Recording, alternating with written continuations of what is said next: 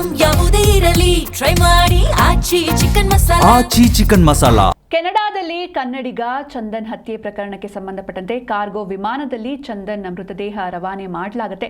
ದೆಹಲಿ ತಲುಪಿದ ಬಳಿಕ ಬೆಂಗಳೂರಿಗೆ ಮೃತದೇಹವನ್ನು ಶಿಫ್ಟ್ ಮಾಡಲಾಗುತ್ತೆ. ಎಲ್ಲ ಪ್ರಕ್ರಿಯೆಯ ಬಳಿಕ ಏರ್ಲಿಫ್ಟ್ ಮಾಡಲಿದೆ ಕೆನಡಾ ಎಂಬಸಿ. ಕೆನಡಾದಲ್ಲಿ ಕನ್ನಡಿಗ ಚಂದನ್ ಹತ್ಯೆ ಪ್ರಕರಣ ಇದು. ಎಲ್ಲ ಪ್ರೋಸೆಸ್ ಬಳಿಕ ಇದುವರೆಗೂ ಪಾಪ ಅವರ ಹೆತ್ತವರು ಮಗನ ಅಂತಿಮ ದರ್ಶನವನ್ನು ಪಡೀಲೇ ಇಲ್ಲ. ಎಲ್ಲ ಪ್ರಕ್ರಿಯೆ ಬಳಿಕ ಏರ್ಲಿಫ್ಟ್ ಮಾಡಲಿದೆ ಕೆನಡಾ ಎಂಬಸಿ. ಕಾರ್ಗೋ ವಿಮಾನದಲ್ಲಿ ಚಂದನ್ ಮೃತದೇಹವನ್ನು ರವಾನೆ ಮಾಡಲಾಗುತ್ತೆ. ದೆಹಲಿ ತಲುಪಿದ ಬಳಿಕ ಬೆಂಗಳೂರಿಗೆ ಮೃತದೇಹವನ್ನು ಶಿಫ್ಟ್ ಮಾಡ್ತಾರೆ. ನಾಳೆ ಮಧ್ಯಾಹ್ನ 12ಕ್ಕೆ ಅಂತಿಮ ದರ್ಶನಕ್ಕೆ ಅವಕಾಶವನ್ನು ಮಾಡಲಾಗ್ತಾ ಇದೆ. ತ್ಯಾಮಗೊಂಡ್ಲು ಗ್ರಾಮದಲ್ಲಿ ಚಂದನ್ ನಿವಾಸ ಇದೆ. ನೆಲಮಂಗಲ ತಾಲೂಕಿನ ತ್ಯಾಮಗೊಂಡ್ಲು ಗ್ರಾಮ ಅಂದರೆ ತನ್ನ ಬದುಕನ್ನು ಕಟ್ಕೊಳ್ಬೇಕು ಎನ್ನುವಂಥ ಉದ್ದೇಶದಿಂದ ಚಂದನ್ ಕೆನಡಾಗೆ ಹೋಗಿರ್ತಾರೆ.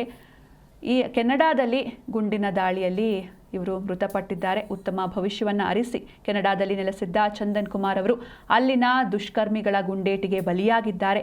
ಇನ್ನು ಈ ಸುದ್ದಿ ತಿಳಿತಾ ಇದ್ದಂತೆ ಬೆಂಗಳೂರಿನಲ್ಲಿ ಅವರ ಕುಟುಂಬಸ್ಥರ ಆಕ್ರಂದನ ಮುಗಿಲು ಮುಟ್ಟಿತ್ತು. ಇನ್ನು ಚಂದನ್ ಕುಮಾರ್ ಅವರು ತಮ್ಮ ಕಾರ್ನಲ್ಲಿ ತೆರಳ್ತಾ ಇದ್ದ ವೇಳೆ ಅಥವಾ ಕಾರಿನ ಸಮೀಪವಿದ್ದಾಗ ಈ ಒಂದು ಘಟನೆ ನಡೆದಿದೆ ಎನ್ನುವಂಥ ಮಾಹಿತಿಗಳು ಲಭ್ಯವಾಗಿದೆ. ಇನ್ನು ದೃಶ್ಯಾವಳಿಗಳನ್ನು ನೋಡ್ತಾ ಇದ್ದರೆ ಅಂದರೆ ಆ ಒಂದು ಗುಂಡಿನ ದಾಳಿ ಯಾವಾಗ ಆಗುತ್ತೆ, ಕೆಲವೊಂದಿಷ್ಟು ದೃಶ್ಯಗಳು ಕೂಡ ಸೋಷಿಯಲ್ ಮೀಡಿಯಾದಲ್ಲಿ ವೈರಲ್ ಆಗುತ್ತೆ. ಚಂದನ್ ಅವರ ಕಾರಿನ ಮುಂಭಾಗದ ಗಾಜಿನ ಮೇಲೆ ಗುಂಡು ಹೊಕ್ಕಿರುವಂತಹ ಗುರುತುಗಳು ದೃಶ್ಯಗಳಲ್ಲಿ ಸ್ಪಷ್ಟವಾಗಿ ಕಂಡು ಬಂದಿದೆ. ಇದು ಪಾಯಿಂಟ್ ಬ್ಲ್ಯಾಕ್ ರೇಂಜ್ನಲ್ಲಿ ಅಥವಾ ಸಮೀಪದಿಂದ ನಡೆಸಲಾದ ದಾಳಿ ಇರಬಹುದು ಎನ್ನುವಂಥ ಶಂಕೆ ಕೂಡ ವ್ಯಕ್ತವಾಗ್ತಾ ಇದೆ.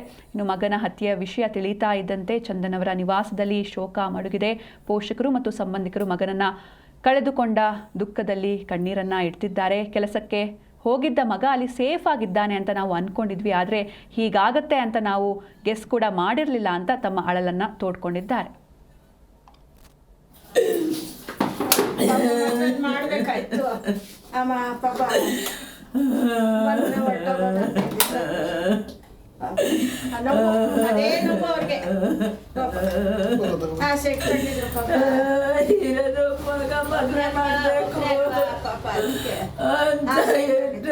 ಇಟ್ಕೊಂಡಿದ್ವಿ.